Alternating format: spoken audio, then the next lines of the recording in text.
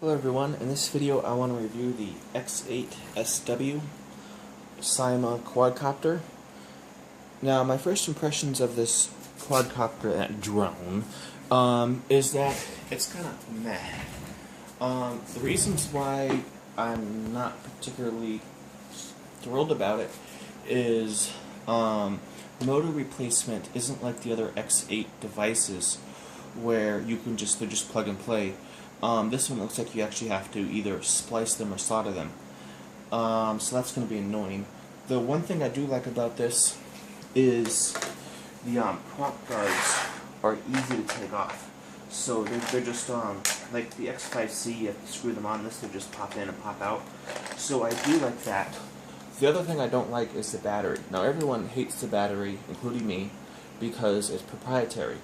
The other reason I hate the battery is it gets stuck. So I thought, hey, if it's proprietary, at least it'd be easier to get out than, let's say, the Syma X5C battery, which takes, 2 steps.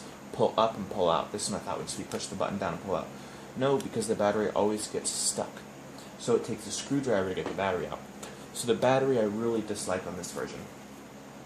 Other thing is, again, it's nice. You can just pop on the legs, pop them off. I didn't find propellers that easy because you still had to use a lot of pressure and force to pop on these cats, so it really wasn't that much easier. Headless mode works decently well. Headless mode works great.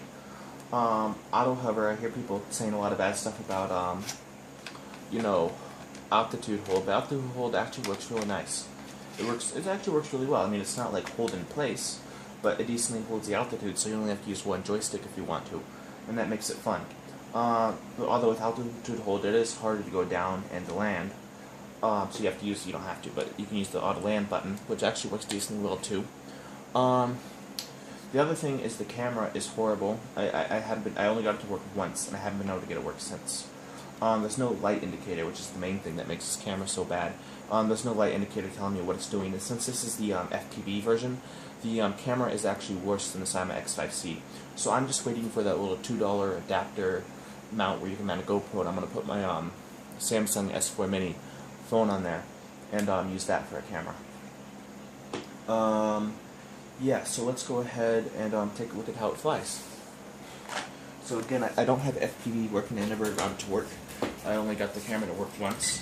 So you just hold the power to turn it on, and then you press the power button on the remote. Obviously, it's like all those Syma devices. Now, in order to turn on headless mode, you long hold the right joystick for 3 seconds, and it'll beep.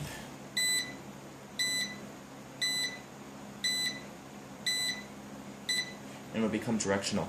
Now, when it's directional, this means not where your remote is pointing. So if I turn my remote around backwards and press, this way, it's not going to go the way I push it. It's going to stay kind of like orientation lock. It's kind of like you got a compass lock, and it stays, that's its orientation.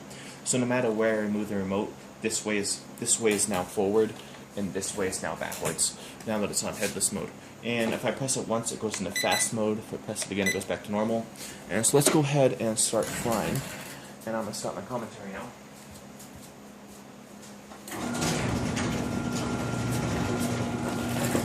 So I will use auto takeoff, and then I'll turn the camera around for outside. So let me go ahead and back this up here. Now auto takeoff is just that button right there.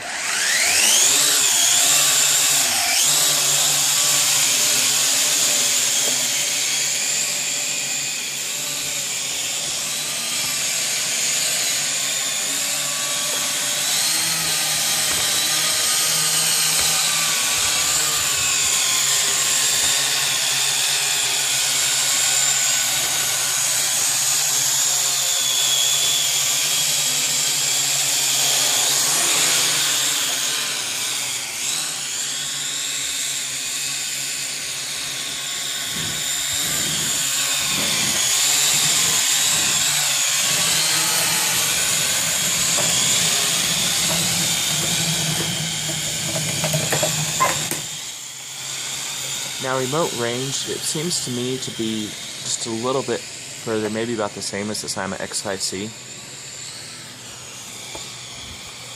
But it's really easy to control. Now I am on headless mode, so I'll go test that real quick.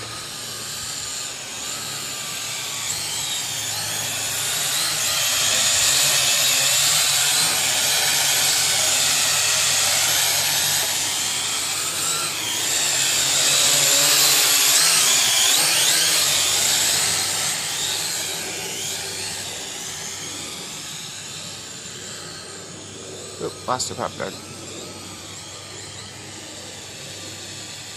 I also put my headlight on it to fly at night, so I could have a little light, and that worked out just fine.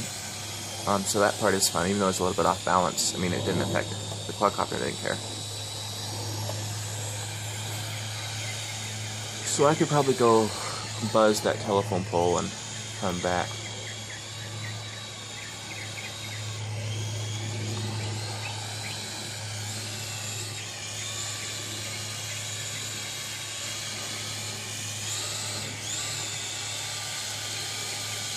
It's weird, there's just this white thing floating through the air. I'm watching it right now. Oh, I wonder what it is. It doesn't look like a bird or an insect. But it's not going to land on my property. Oh well. It'll be fun to see what it is. Okay, so I'm going to go ahead and put it on fast and go to that telephone pole.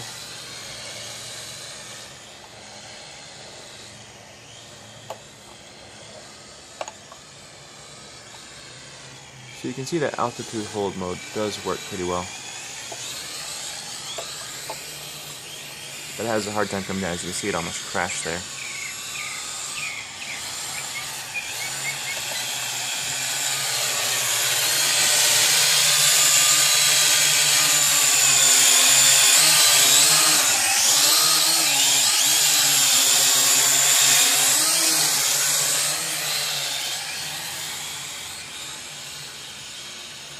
The one nice thing about altitude hold is it makes it easy to go over bushes and stuff. So if someone to fly over those bushes, it's no problem.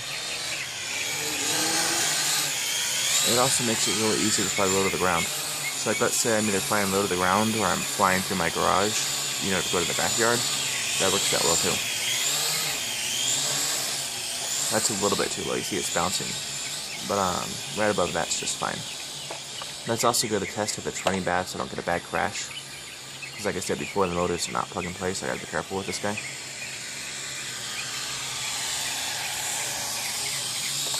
It lifts well, especially compared to the Syma x8sw.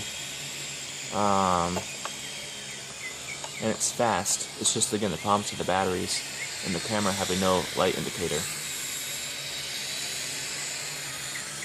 And the motor is what makes this not very good. I don't mean not very good, I mean it's like, it's okay. I mean, if you can get it for a good price, why not? It's just not spectacular.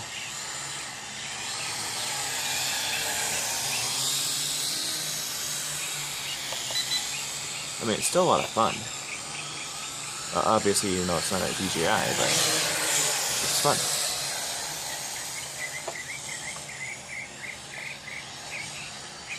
And it is fun in fast mode just to kind of just hear it going, and flies by and buzzes you.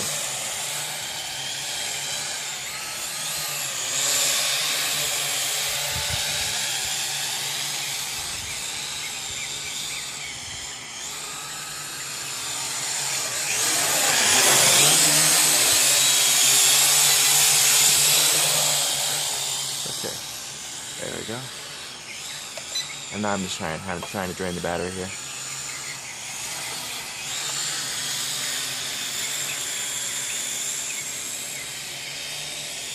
That's the main fun thing is when you're flying these, at least for me, is like I almost crashed into my own camera here. You get that instant fright, and it's like, oh no, did I lose it? What's gonna happen? So that and the camera is what makes these fun.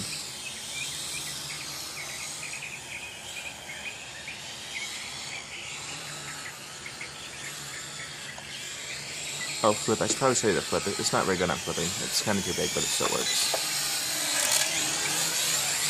So yeah, you can see it didn't really flip and hit the top guard on the flip.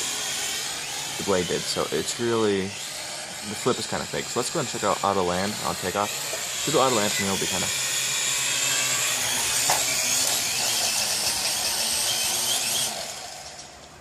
so you can see that it did auto land, but it wasn't a very good auto land. So let's go ahead and do it again. And